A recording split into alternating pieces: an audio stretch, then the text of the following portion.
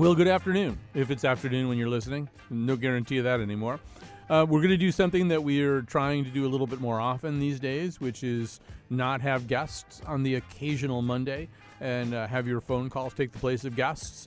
I'll give out the number, although you don't know what I'm going to begin talking. I'll tell you what I'm going to begin talking about, so you can decide whether you want to call in this segment or some other segment. The first thing we're going to talk about today is the controversy arising from the New York Times profile of a white nationalist in Ohio. If you've been following that and you have some thoughts about it, you already know you have some thoughts about it, you can call 860-275-7266.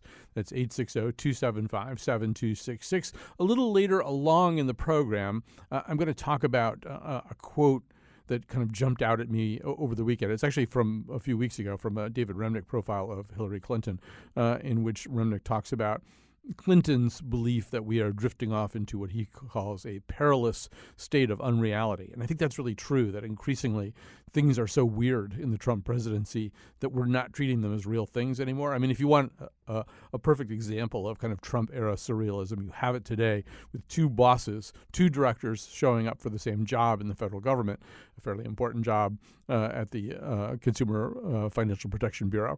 So we'll talk about that perilous state of unreality. And then with the time that's left, we may talk about some of the incursions on freedoms of the press, or I don't know, we've got a whole list of other things to talk about, too. A lot of it will depend on you.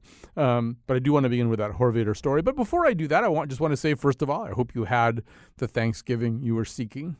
Everybody's seeking something a little different at Thanksgiving. But, so I think for me now, it's a meal where I can sit around with a bunch of people who I enjoy and who like to talk, and we talk for a few hours. And I don't put any more pressure on it than that. It doesn't have to be anything more than that. But that's great. That's nice. It's nice to have that. Anyway, I hope you got what you were looking for from Thanksgiving. And then we shut down for the 4-day stretch here.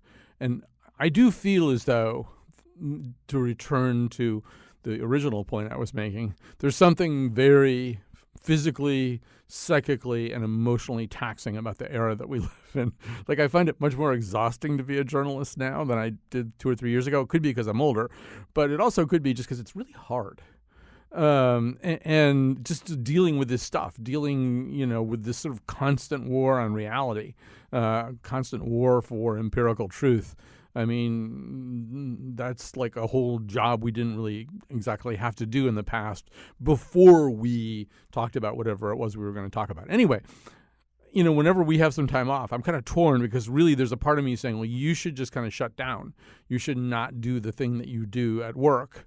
And you should relax your mind somehow. But then you for me, the problem is, well, what is it that I do? Well, what is my job? What do I do at work? And it's basically kind of knowing what's going on, right? I mean, in general, our show is pretty eclectic in its interests. So knowing what's going on would be the catchphrase for the 6 actual kind of in the wheelhouse shows that I will be doing this week. And there's, you can't shut down knowing what's going on. I mean, you can know a little less about what's going on. So maybe I did that. There was like times anyway where I sort of carved time out to do things that might fall into the category of knowing a little bit less about what's going on, or just listening to music for 2 hours or something. That maybe that counts. Anyway, I also do want to lead off the show today by saying that it's rare here in Connecticut for people who, like me, are political junkies and keep our ears to the ground. And I mean, one of my many jobs is following politics in Connecticut and writing about politics in Connecticut. It's rare for them to be, for there to be such unexpected news. George Jepson, who's been Attorney General of Connecticut, has announced he's not seeking a third term.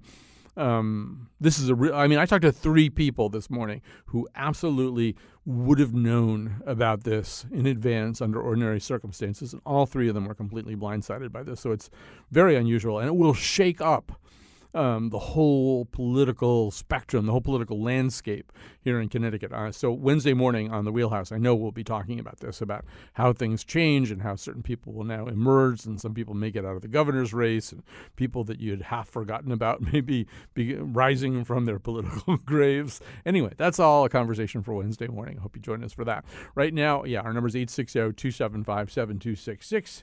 860-275-7266. Well, there's just people calling up with stuff. I really do want to get into this New York Times thing, but I guess I'm not constitutionally opposed to jumping ahead to other topics that we were going to talk about. And Jim, who's calling in, has a topic that was already on our list of things that we wouldn't mind getting into. So, Jim, sure, you're on the air. Hi. How are you doing today? I'm fine. How are you? Pretty good. I guess my comment is really based on the perception of what the press is. Some people are saying that there's attacks on the press from the administration. Some people are saying that the press is not really giving him a fair shake, and I am by no means a Trump supporter. However, I would say that the people that are in our press are very dedicated and extremely professional. However, I think that the people that are actually telling them what stories to follow and the tones of those stories is really the issue. The controlling of the information and the feelings and innuendo by the press is really kind of over the top. I mean, every time you turn on the TV, it's nothing but attacks in a negative way, where these same exact people before Trump got elected were talking about Donald Trump with a smile on their face and didn't care whatsoever about any of the other real candidates, and pretty much just, forced us into either voting for a Donald Trump or a Hillary Clinton. They bashed the other candidates completely so that nobody can even tell you who it was, except for like angry Bernie and crazy Rubio. They showed them with just in the horriblest disfigured images, and they kind of just made us feel that these people were not legitimate candidates, and the only people that they showed smiling was Hillary Clinton and Donald Trump. And so they kind of set this up for themselves. So I would say that really we need to be looking at the influence of the press on our elections as well as outside sources. If the press can, within our country, affect our and only give us the information they want us to see, is that really free press? Well, first of all, I do think that is the free press. I think the free press is the free press, and there's no way to regulate the press beyond letting the press do the best job that it thinks that it can. And I mean, you touch upon a subject that's been certainly debated and discussed both during the campaign and after the campaign. What is the culpability of the press in the rise of Donald Trump? You include the rise of Hillary Clinton in that. I'm not really sure that those are the same questions. I think that they play out very differently. In the case of Trump, there's no question at all that certain television entities in particular, but maybe all of us in general, realize that the people, we will broadly construe this as the people, the audience and the potential audience was much more interested in Trump than it was in anything else. And so Trump was making the cash registers ring. And so you had kind of a vicious cycle there, right? You had, television executives like Les Moonves and Jeff Zucker have acknowledged that Trump was good for ratings, good for money. Now, why was Trump good for ratings? Why was Trump good for their bottom line? Well, Trump was good for ratings and good for their bottom line because people liked watching him on television a lot more than they liked watching Jeb Bush or Marco Rubio or Rand Paul on television. They liked watching Trump. Now, they liked him for all kinds of garish, entertainment-based reasons that had relatively little to do with his fitness for office. But in some ways, we're all kind of enablers. We certainly tried to do a lot of cautionary shows about Trump during the campaign on this particular program, to a point where a lot of Trump people were complaining about us, but we thought it was important for people to understand what the potential menace was there. But that you could say, well, that still counts as Trump coverage. You covered Trump a lot more than you covered other candidates, and you'd be right about that. So I don't know. I don't know how to tease all that out. Certainly, the press is not exempt from blame and from criticism for the rise of Donald Trump. And a lot of that did have to do with the fact that people were really interested in Donald Trump. So some of the more profit-oriented institutions of the press thought, well, so let's give them what they want. I mean, you didn't used to be able to sell advertising on political debates for a lot of money, but the rates went up with those Republican debates because Trump made them so, quote, entertaining. Unquote, or pick another word, gripping, maybe. I don't know. But yeah, you can't excuse the press from that. But the press is also not in the business of giving people what they don't want. At least they don't do as well financially if they give people what they don't want. So let's admit that we're all a little bit enablers there. I think with the story of Clinton is a little bit different. I think a lot of that happened behind the scenes. If in fact, I mean, look, there were a handful of other candidates that before Bernie got in, you would be hard pressed to name them. I believe their names were O'Malley, Webb, Chafee. I don't know. It's hard. It's hard to remember their names. But in fact, there were other candidates seeking the Democratic nomination, but not many. And we now, I think, have some sense that there was a way in which, in terms of fundraising and, how can I say this nicely, kind of engineering the favor of the Democratic National Committee, Clinton obviously had some real advantages over other kinds of conventional candidates. The one candidate she couldn't really control or intimidate was Bernie Sanders. That's why I don't know how much the press had to do with that, though. There are different ways of describing that. I'm not sure how much the press had to do with that. I do want to say, just to get to, I thought you were going to bring up something else, which was that notion that Trump is at war with the press. I think today we have had some pretty salient examples of that. Today, or over the weekend, we've had his very unflattering tweet about CNN International at precisely the time when Vladimir Putin is instituting a new set of state controls for the press overseas. It was inflammatory enough to engender, among other things, a tweet from General Michael Hayden, who's certainly both a military and an intelligence guy with pretty strong conservative credentials. He's clearly talking about this Trump tweet, and he says, "If this is who we are, or who we are becoming, I have wasted 40 years of my life.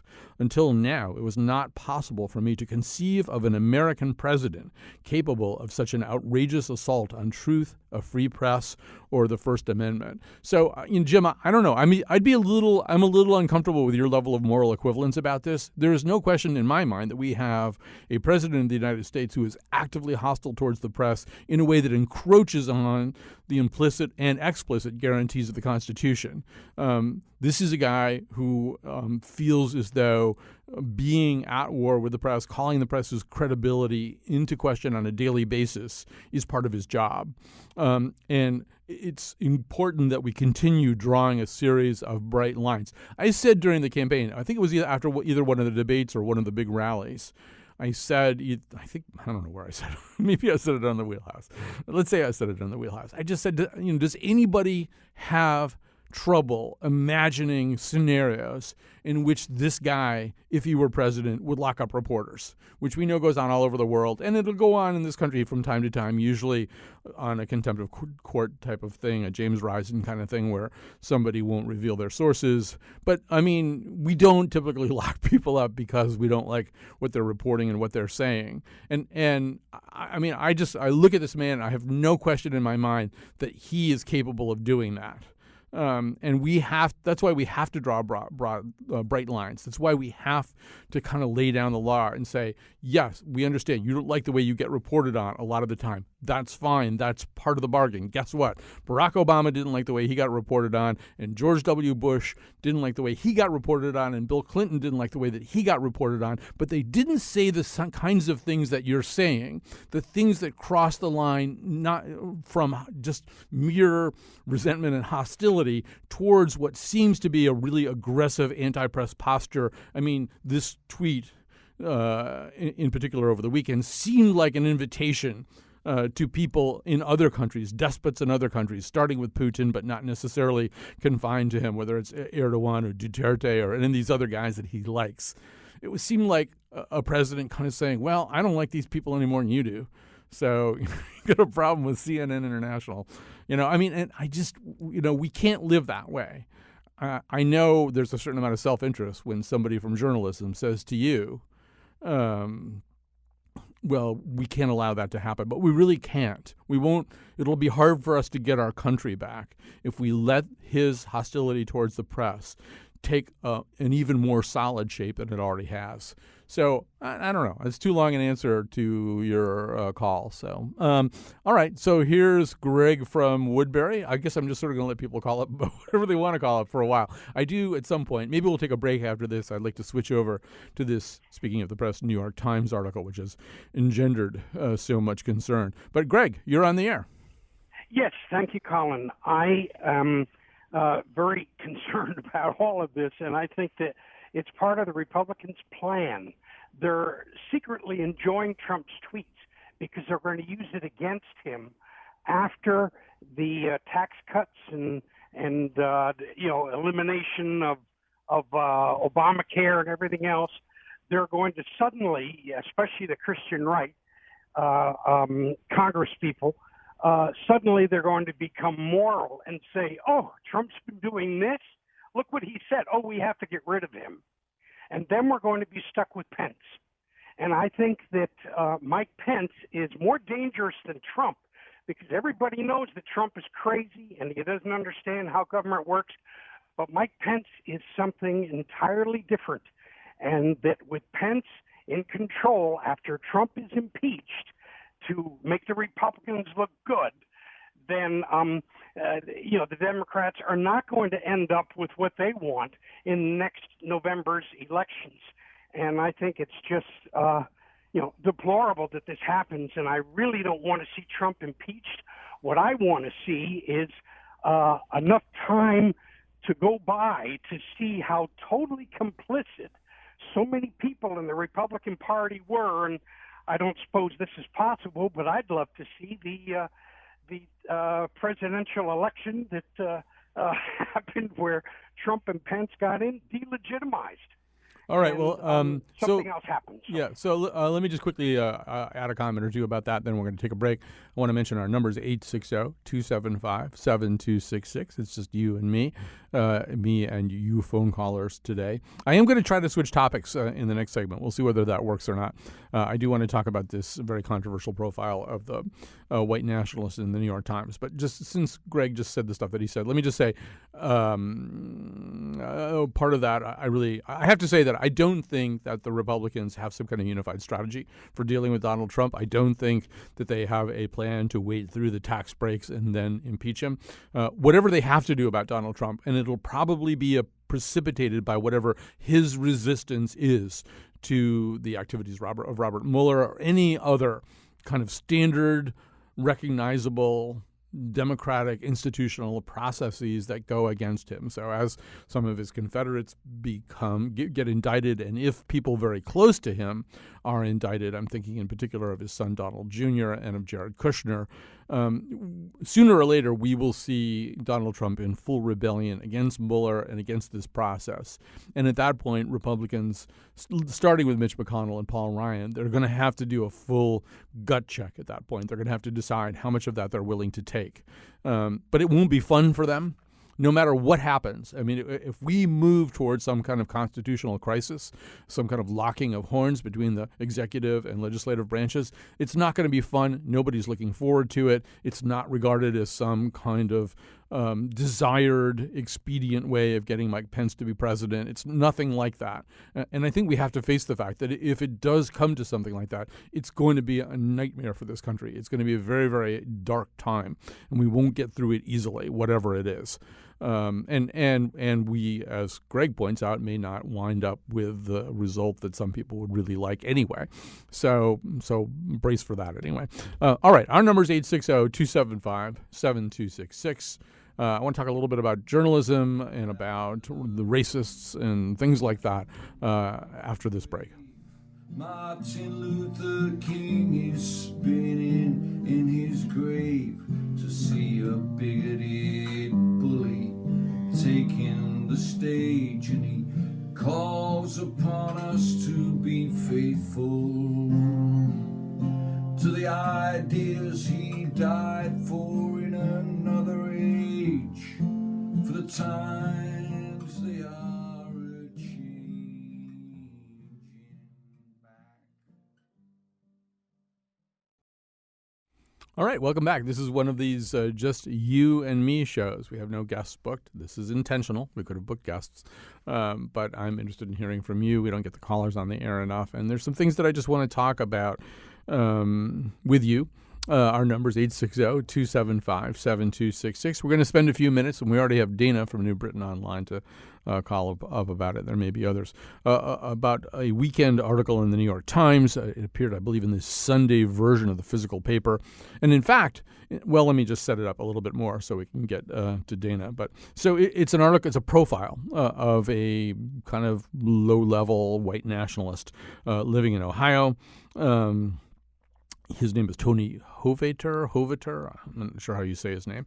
And the profile, although it deals extensively with his noxious beliefs and how he got to them, it's also sort of about his life. And he owns cats, and he shops at the supermarket, and he likes music, and he's very much into heavy metal. He likes Seinfeld. It says that he listens to that he and his wife, he just got married, and he and his wife really love National Public Radio, which certainly flies in the face of everything everybody thinks about who we are and who likes us and who doesn't. But anyway, this is sort of a lot of these kind of quotidian details, anyway, of this guy's life. And it has troubled people a lot. They don't want to know that he and his fiancée registered at Target and asked for a muffin pan. And they want to know why the New York Times would even want to tell us these things. If you saw it in the physical paper, if you're one of these superannuated people like me who occasionally reads the physical paper, it's kind of interesting because on page 2 of the physical paper, there's an article by the author of this article. And this page 2 piece basically talks about how there's a hole in the heart of the story, that he wasn't able to really figure out how Hovater got to where he got, what made Tony Hovater into who he is right now, and that he followed up. He tried to have another phone conversation with him to see if he could understand it better, but he kind of really didn't ultimately find the answer to that question. And so then anyways, you read that. That's on page 2. And then like on page 16 or something, there's the actual article. It's just sequentially anyway. It didn't really make a lot of sense. All right. So anyway, that I've now set it up. We've got a few people who want to call in and have called in. Our number, 860-275-7266. Let's start with Dana, or Dana, as the case may be. Hi, you're on the air. Okay, well, it's not exactly what I thought it was going to be. I thought you were going to mention, I knew there were recent articles in the Atlantic Monthly about Andrew Anglin, and they were doing also an article about, in the New Yorker magazine about a guy known as Mike Enoch. He does a radio show, and I read that one you were too. going to go into that. I don't know this person in particular that you're mentioning, but I notice a pattern here when it comes to this kind of analysis. It seems like there's always this bent to try to psychologize, if that's a word, the beliefs or how these people came to these beliefs, as if something went wrong in their childhood, or is there some kind of issue, what was it that led them astray from, liberal modernity? And I think, really that's kind of, it's kind of telling, because it just goes to show that, there's no supposition or assumption that maybe these people are honest. Maybe they really have recognizable grievances that are legitimate, depending on the person, depending on how that message is stated, and maybe they're just honestly worried about the direction of their ethnic people or race, whatever you want to call it, in the nation in the modern era. And I think that's perfectly legitimate based on how they deliver that. So, it doesn't always have to be, why does the press try to deconstruct, was he, did he have allergies? Was he, where did he go wrong? I know the phenomenon you're talking about. I know. I will say that this would be an easier conversation for you and me to have had you read the Hovater piece, which, by the way, the reason I'm bringing it up is it really occasioned a storm of criticism. And Lee from Sandy Hook will come to you in just a second. And people who I really respect, Ezra Klein and Nate Silver and people like that, had real problems with this piece. I kind of didn't have as many problems with it. I didn't have as many problems with it.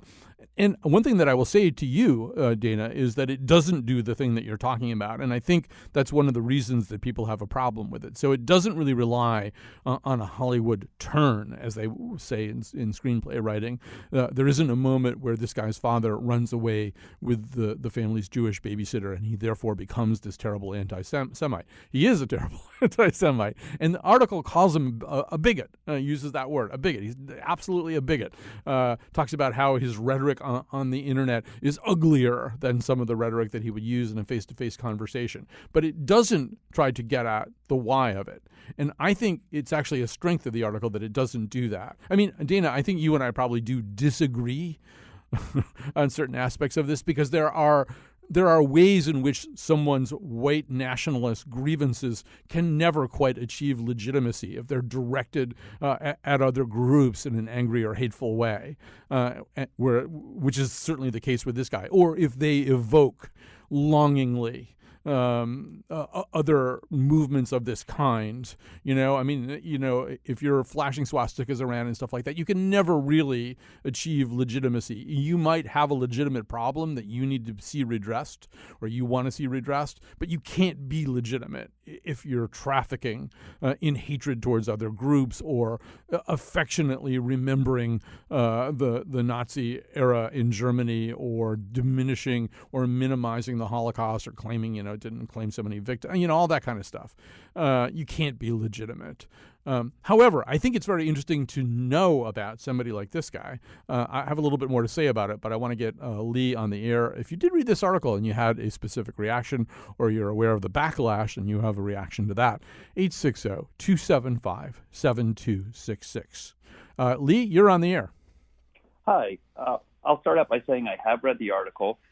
My wife made mention to something about, things blowing up about a New York Times article, and I wondered if it was about this. I have not read any of the criticism, so that's where I'm coming from. Mm-hmm. I think, in a way, this is what America needs to understand, that this has been there all along in this country. And I told my twins, who were seniors in high school, the morning after the election, I was at a loss for words, but I said, if there's a silver lining in this election and the hate and the bigotry that has come out and the people that this has unearthed, the silver lining is that we are now aware, and hopefully this is waking people up, that we're not past some post-racial divide, even though people have voting rights in this country, and that this hate has always been there. And just Trump and the administration has just allowed these people to now voice their grievances out loud for everybody to hear. So I think it's important to know that this still exists in our country,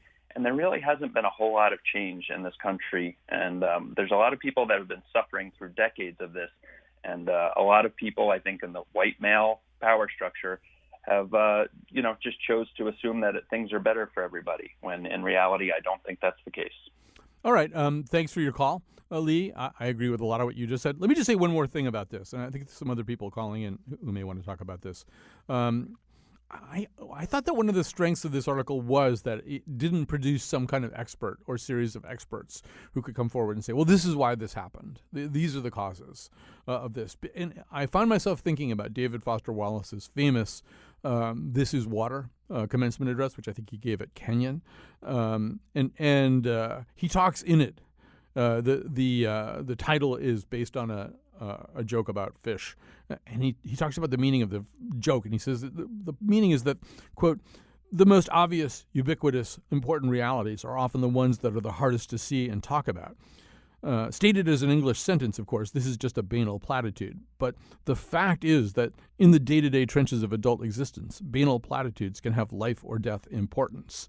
And I actually feel like reading the article about this guy Hovader and then thinking about the question why, I found myself thinking, what if there is no why? What if what caused him to become this really disturbing person with these really toxic, reprehensible beliefs and is almost nothing? It's just the way he processed the background radiation of his life. And I think we do the same thing. We have the same problem sometimes when we look at, to me, a very similar breed of cat, although I'm sure they would, each of them would abhor this comparison. But when we looked at self-radicalized ISIS sympathizers who commit acts of violence, we often go searching for the same thing.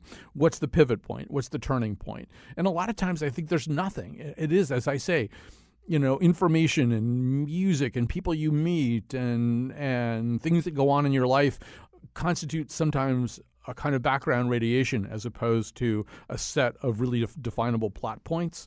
So looking for it, it may be impossible to find. It may be too finely grained to be detectable as a specific thing. And I thought this article did kind of a good job that way, that ultimately we have to accept the fact that there are people who, for reasons that we will never understand, process the same set of life data points as other people in a completely different and horrifying way. I find myself thinking Hannah Arendt would understand this article, and she would also understand, I'm sitting here speaking for Hannah Arendt. I'm just saying this is what I suspect. She would also understand the necessity or the worthiness, anyway, of writing it and reading it. I also want to say it's not a perfect piece of journalism. There's some things that the writer could have done to vastly improve this piece of journalism. But I'm surprised at the number of people who feel as though, well, I don't know, we may be hearing some of those from some of those people. So why don't we do that? All right. So our number, 860-275-7266, 860-275-7266. We're going to go to Brandon in New Britain. Hi, Brandon. You're on the air. Hey, how's it going? Okay. So, yeah, my main problem with the article just seems to be that, the way they present this person is just as a very normal person. When you contrast it with, the way they portray some people who are victims of police brutality, you see a lot of, a very notable difference, it seems like. They're very kind of pessimistic, I suppose. They seem with, the victims of police brutality, but they're very, humanizing with, this guy who's putting forth a very violent ideology. So I kind of see, the issue right there. Yeah, I know what you're saying, and I know that one of the big criticisms has been, I've seen it on the New York Times comment threads anyway, that when they were writing about Michael Brown, they said Mr. Brown was no angel, and people are still angry about that. I will say this. First of all, I think, I don't know how much pejorative language people need. People, apparently really smart people like Ezra Klein, need more pejorative language. The writer does say early in the piece, this guy is absolutely a bigot. I mean, he says that. He talks about the problems his wife has when people call Mr. Hovader a bigot. Mr. Hovader, comma, who is absolutely a bigot, comma, a bigot. Something like, I don't have the article in front of me. It's something along those lines. And he does use words like ugly to describe Hovader's rhetoric on the internet. I mean, and I also feel like, I don't know, I go back to a show that we did a long, long time ago. I did a show with 9/11 truthers. These are people who believe that, and this was at a time when this was an even more exotic belief than it is now, when we have, an Obama birther in the White House. It doesn't even seem quite as odd. But at the time, there are these people who believe that the story of 9/11 has been told completely wrong, that the government probably had much more complicity, warning, knowledge, that there are unexplained mysteries that can only be explained by the government having had a bigger role, the American government having a bigger role in 9/11. So, and they're called 9/11 truthers. And there's a lot of them. And so I did a show with them over the objections of one of my producers at the time, who just wanted no part of this. And one of the things people said was, well, you didn't present the other side. And I thought, well, the other side is just what most, 99% of, not 99%, the other side is the settled understanding of this, that we were attacked by a small group of terrorists who are backed by Al-Qaeda. The settled idea is the 9/11 Commission report. And I didn't really feel a need to put somebody on there to say, well, that's not really what, most people believe. Because you already know that. You already know what most people believe. And I similarly don't feel like when you're doing a story about a white nationalist, you have to have some kind of hall monitor in the story constantly saying, this is bad, this is objectionable, this is toxic. We know that. Presumably we know that. We know that this guy's beliefs are reptilian and horrible. We don't need to be told that every 3 paragraphs. The Times is essentially treating us as adults. The question is, given that these are reprehensible, disgusting ideas, there's a weird disconnect between that and this guy who, was living a life that would otherwise be recognizable to most of us. So what's going on there? This is the guy next door. This is the Nazi next door.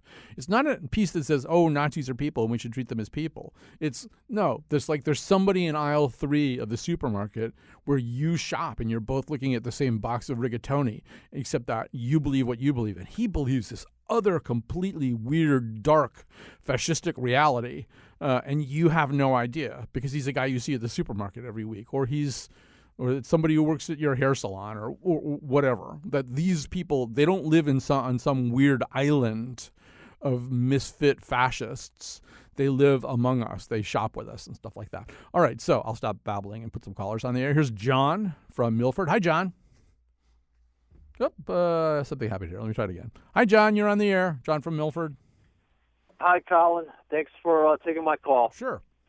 I was wondering why we even give these people a minute of airtime or any media at all, because we defeated this ideology in World War II, also in the Civil War, and we continue on giving them media time, and we're kind of representing them. Just let them be what they are and get them out of the media and ignore them, and they'll get smaller and weaker. If you keep on putting them on the air, I believe they'll get stronger and stronger, and people will start believing that crap. I mean, Donald Trump said that we can't lift a stick to this ideology. We put the full U.S. military might against this ideology in the war in World War II. I don't understand. Well, let me say this. The examples you give, I think, could be used to illustrate the opposite point, John. You say, well, we defeated this ideology in the Civil War the first time.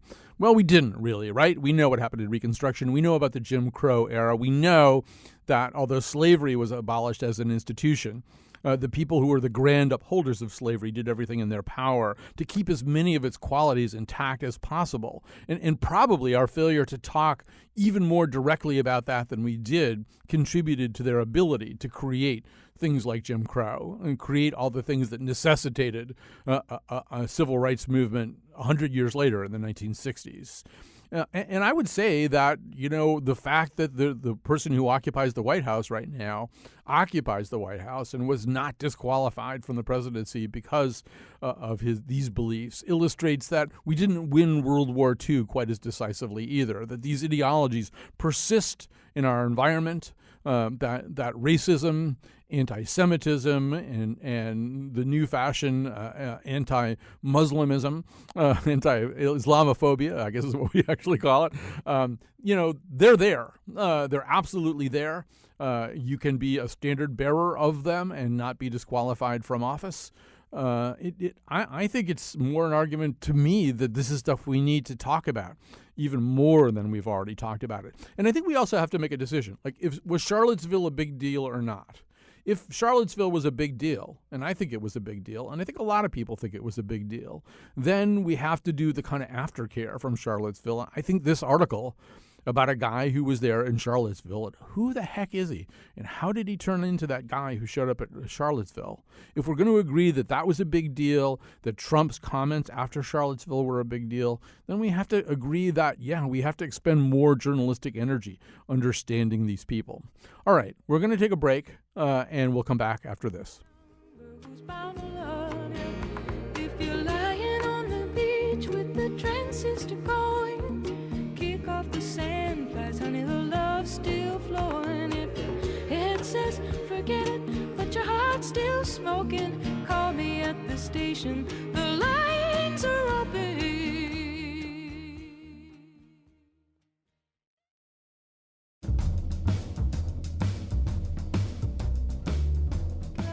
Today's show was produced by Betsy Kaplan and me, Kyone Wolf. Our intern is Ashley Taylor, and the part of Bill Curry was played by George Jepson. On tomorrow's show, the rise and fall of progressive rock. And now, back to Colin. Special treat for people who listen to tomorrow's show. John Dankosky, very much a prisoner of his love for progressive rock for parts of his life anyway, will be one of our guests. All right, so we've had some really interesting calls here, and we've got some very interesting calls on the screen. But let me say this. They've all been from men, and I just had on my screen, I've got John, Michael, Josh, Bill. So I'm going to do some affirmative action. If a woman calls up, she will go to the top of the list, no matter what she wants to talk about. And our number is 860-275-7266. 860-275-7266. I love what you guys have had to say. Hey, some of you have challenged me. Some of you, anyway, you've all been great. But I just want to talk to guys on the show, do we? 860-275-7266. Give us a call. All right, so I'm going to take John from Barkhamsted next. Hi, John. You're on the air. Hi, Colin. Sorry, I'm a guy.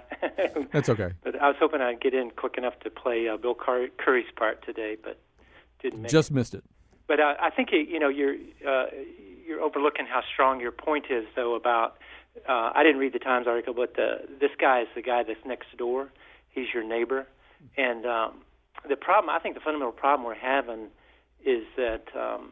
And I'm the listen more guy, by the way. Oh, yeah, I thought that might be you. Yeah, okay. Yeah. And we really cannot, as citizens, talk to each other on the street in the cafes because why? But we had this town meeting in Barkhamsted, and it was an anomaly because a fella put forth an initiative that the town would abide by the spirit of the Paris Accord. Mm-hmm. We're a small town of 3,600 people.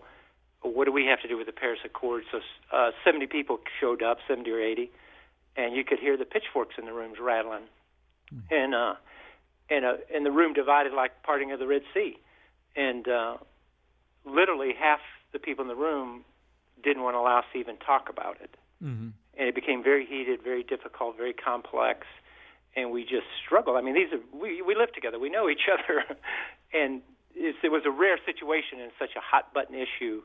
I mean, you might include the Nazi thing in something like this that would come up, and we would discuss it as citizens. Well, we couldn't discuss it. And finally, someone who didn't, I happen to believe in the global warming effect, but a person that didn't said, "Well, we all believe in clean air and clean water." Mm-hmm. Well, that was a unifying point, right? Right. But we couldn't talk. Right. Well, I think you're making a great point. And let me just sort of contextualize you for people a little bit. John's a guy who emailed me over the course of the campaign a lot. And what he was doing was anybody that he encountered, I mean, just anybody he encountered, waiting in line or somebody who shows up to fix his furnace or whatever, he would just say something like, "What do you think about this election?" and just let them talk.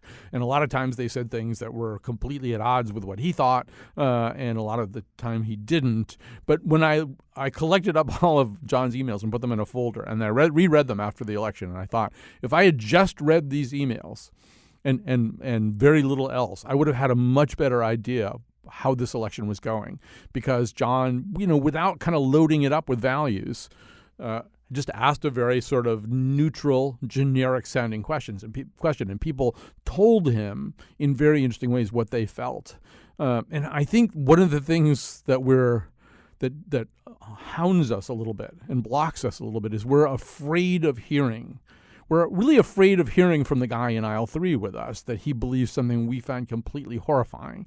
That understandably is a very terrifying experience to see this person who's dressed kind of like you, although if he rolled up his sleeves, his tattoos might be really different. But otherwise, he's dressed like you, looks kind of like you, buying the same products you buy, but he's, as far as you're concerned, an evil nut. And I mean, because of that, I think we have trouble talking and listening and accepting each other. And I'm not saying anybody should accept Tony Horvader as he currently is constituted, but that whole idea of learning a little bit more anyway and not being afraid to learn a little bit more, I think is not a bad idea. All right, so we've got time to take a few more calls. I said affirmative action. We've got Mary from Stonington on the line. Hi, Mary. You're on the air. Oh, hi. I was just bringing up the fact that some of the people, I've searched around about the in the internet. I searched around a lot to see what was going on. I think it was in Charlottesville, where those guys had those tiki torches. Mm-hmm. Some of the pictures there, to me, look staged. And I'm going to mention two specific people. There were two people who were supposed to be Klansmen, and they were photographed all over. They were all over the internet. But there's just two of them, and their Klan outfits don't look legitimate. I think they were just playing, coming out there as in a masquerade. Yeah, I think, absent some proof of that, we really can't go in that direction. In other words, I'm not really sure exactly what an official Klan outfit looks like. I think an awful lot of them are DIY. Look, you're right that a lot of the things you see on the internet are not true, not real. But I think it's kind of settled history at this point that there were white supremacists in Charlottesville, that they were there for the express purpose of expressing their dissatisfaction with attitudes towards Civil War statues in very much the rhetoric, vocabulary and imagery of the white supremacist and white nationalist movement, that the things that they were chanting were anti-Semitic, that the imagery that they were using was often connected to either the Klan or the Nazi Party. I don't think anybody's really questioning that anymore. And we have more than just stuff on the internet. There was plenty of actual filmed news coverage. So yes, be skeptical at times, be agnostic at other times when you're looking at stuff on the internet. But it really is possible to establish certain things as truths. All right, so we have time for one last call here, and I'm sorry for anybody who's been sitting on hold for a while. We didn't get to everybody today. I'm going to let Raina from Hamden have the last word. Hi, Raina, you're on the air. Oh, boy. So you got 3 B. I'm a woman, I'm a Jew, and I'm a rabbi. Oh, wow. And no Jew is surprised with this. Mm-hmm. No Jew, every dude knows, wherever you live, somebody's going to hate you just because you're Jewish. Mm-hmm. Like somebody knows that. A lot of people know that. I'm with 2 black guys. They know that. Yep. And there's nothing I can do. Do you think there's anything to be accomplished by? See, I think articles about those people are still worth writing and worth reading so that we understand that they're there, what their latent attitudes are, how those attitudes might blow up into acts of violence at times. So, I mean, I want all that reported on. But are you feeling like it's such a fact of life, it's so ingrained in reality, why bother even doing journalism about it? I think that the thing I adore about America, and I love America, I have dual citizenship, is if this guy wants to be a Nazi, go for it. I don't have to have dinner for it with him. Right. I don't have to put my kids with... He's allowed to be a Nazi. He's not allowed to put a swastika on my door. He's not allowed to do anything to me. But if he's a Nazi, I'm going to share dinner with him. But on the same note, an Orthodox male rabbi won't come to my synagogue. Because you're in a Reform synagogue? Because I'm a woman. You're a woman? Yeah. All right, so yeah. No, I just feel you're a brilliant commentator. I really appreciate you. And I think most of what you say applies. He's got that right. Mm-hmm. Yeah. He does. And I would rather have him be that Nazi with my blessing than live in a place where he can't be. Right. All right. Well, listen, thanks for calling, Raina, and thanks for getting us a Scrabble triple word score for diversity, too. We appreciate that. I guess I got time. Jessica, if you can make it super concise, we can squeeze you in here. We got 60 seconds left. Okay, thanks. Sure. The first thing that I just thank you to Raina, because she's saying basically the same thing that I was going to say. But what was disturbing to me about the Times article was not the article itself, but the so-called left reaction that was calling for the Times to have really called this guy out and said what a reprehensible human being he was, instead of exploring it from a humanity standpoint. The whole point behind Nazis is they want to dehumanize everybody who's not like them. So why would we go ahead and do the same thing when we are trying to cover their story? Yeah, I kind of agree with, I certainly agree with you that dehumanize. The whole idea of the article, I think, was to sort of say, all right, so what's the human side of this person? Not to suggest that redeems him in any way or lessens our disgust at his ideas, but what does it mean that he's a human being? And what does that mean about the other human beings around us, too? I keep coming to that, back to that idea that, the other person who feels this way is the person, the colorist at the salon you go to, or the service manager you really like at the place where you get your car serviced, or it's somebody else around you and you just don't know it. All you know is a different human side of them, and you don't even know if you found that out about them, you'd be so puzzled as to how they got that way. They just don't seem like that at all. And that's one of life's mysteries worth pondering. Thanks for listening today, and thanks for doing this little experiment with us.